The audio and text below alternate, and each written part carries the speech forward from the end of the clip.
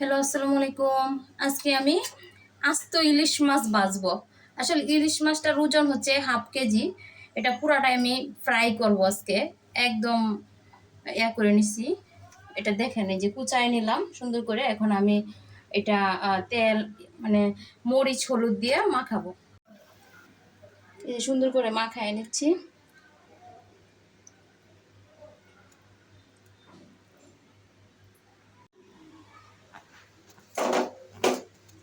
এই যে আমরা ফ্রাই করার জন্য মাছটা একদম মশলা দিয়ে মাখায় রাখলাম, প্রায় আধা ঘন্টা রাখবো, তারপর আমি ফ্রাই করব।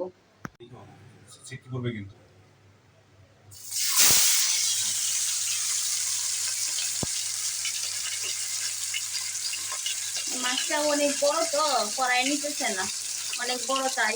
আর তেল থেকে সাবধানের জন্য আর কিছু দূর থেকে দিলাম। এই যে দেখেন, এখন আমি ঢাকনা দিয়ে সুন্দর করে ঘুরে দিব। এই যে আমরা ইলিশ মাছটা একটু উল্টায় নিলাম। আসলে লেজটা ভেঙে যেতেছে, কারণ এটা তো হচ্ছে না। ইলিশ মাছের মানে ফ্রাই প্যানটা ছোট হয়ে গেছে, মাছটা তো অনেক বড় ছিল, যার কারণে।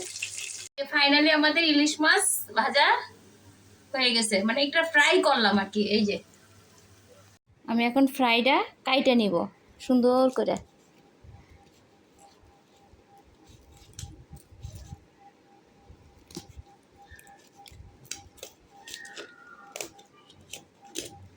আমাদের আসলে ফ্রাইটা কাটা শেষ, এই দেখেন একদম সিদ্ধ হয়েছে, সুন্দর করে হয়েছে।